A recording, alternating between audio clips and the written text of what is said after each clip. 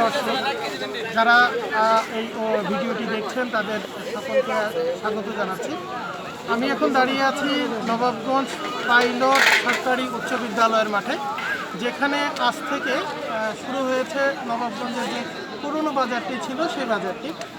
Corona ভাইরাসের কারণে আমরা প্রশাসন কর্তৃক সিদ্ধান্ত নিয়েছে যে বাজারটি নবাবগঞ্জ সরকারি পাইলট সরকারি উচ্চ বিদ্যালয়ের মাঠে অনুষ্ঠিত হবে।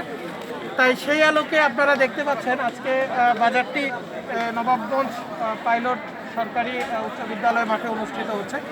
আমরা এখানে যারা ক্রেতা বিক্রেতা আছে আমরা তাদের সাথে একটু কথা বলবো এবং তাদের আজকের এই নতুন জায়গায় বাজার সম্পর্কে তাদের একটু ধারণা নেব যে তারা আসলে কেমন ফিল করছে। আসলে আমরা একটু তাদের সাথে কথা বলবো।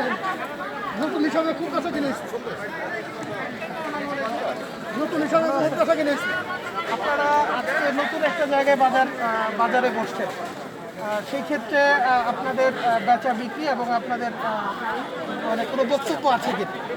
আজকে বাজারে পড়ছি, মনে করেন যে ভাই বইছি আজকে নতুন হিসাবে মোটামুটি ভালো হয়েছে, কিন্তু হবে আজকে বইছি আজকে এমনি তো পুরো রেডি হইতে দেরি আছে, কালকে তো বুঝে যাবো যে কি করতে।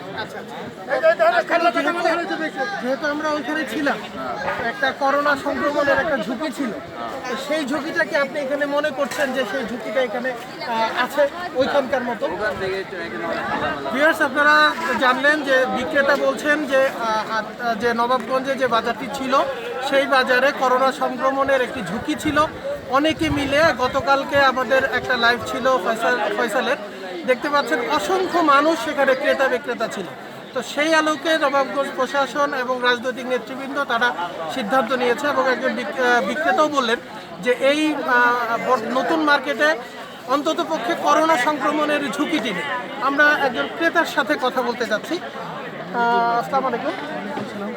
আপনি নবাবগঞ্জ বাজারে পুরনো বাজারে কেনাকাটা করতেন, আজকে এইখানে এসছেন, ওইখানকার পরিবেশ আর এখানকার পরিবেশ সম্পর্কে আপনার মতামত জানতে পারি।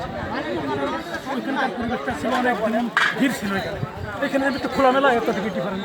তার মানে অনেক ভিড় ছিল, যে ভয়ানক ব্যাধি ধাক্কা ধাক্কি লাগতো এখানে সেটা লাগে যে ভয়ানক ব্যাধি একজন আরেকজন ক্রেতা আছে, এখানে একটা খোলামেলায় ঠিক আছে। আপনার অনুভূতিটা বলেন। এখানে আপনি এখানে যেমন ভিড় জমতো, একজনের শিক্ষাতে একজনের ঠেসে লাগতো, এখন এই জায়গায় ওইটা লাগতেছে না আর কি, ধাক্কা ধাক্কি হইতেছে না।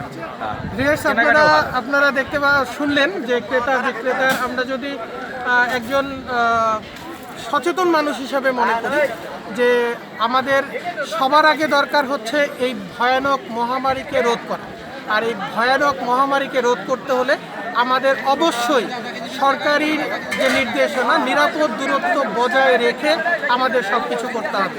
তো সেই আলোকে নবাবগঞ্জ প্রশাসন কর্তৃক আয়োজিত আজকের এই নতুন বাজার বসানোর যে সিদ্ধান্ত, আমরা ইসামতির পক্ষ থেকে তাদেরকে এই সিদ্ধান্তের জন্য সাধুবাদ জানাচ্ছি এবং এই কার্যকরী পদক্ষেপ নেওয়ার জন্য আমরা ধন্যবাদ জানাচ্ছি।